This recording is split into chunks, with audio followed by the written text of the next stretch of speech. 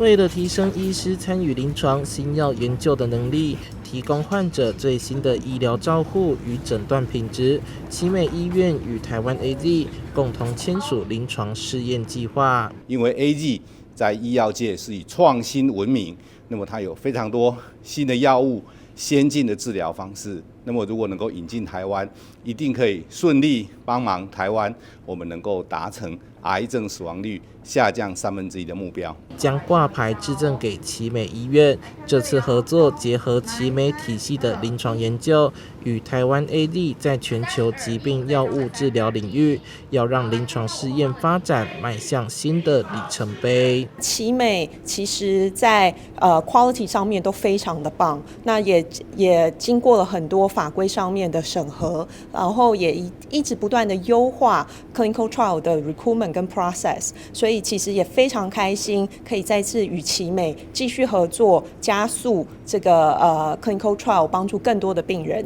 引进更新的药物。奇美医院和台湾 AZ 至今累积超过20件的癌症新药试验，相信未来不论是在学术研究或病人临床治疗上，都能替病人争取更多的治疗机会。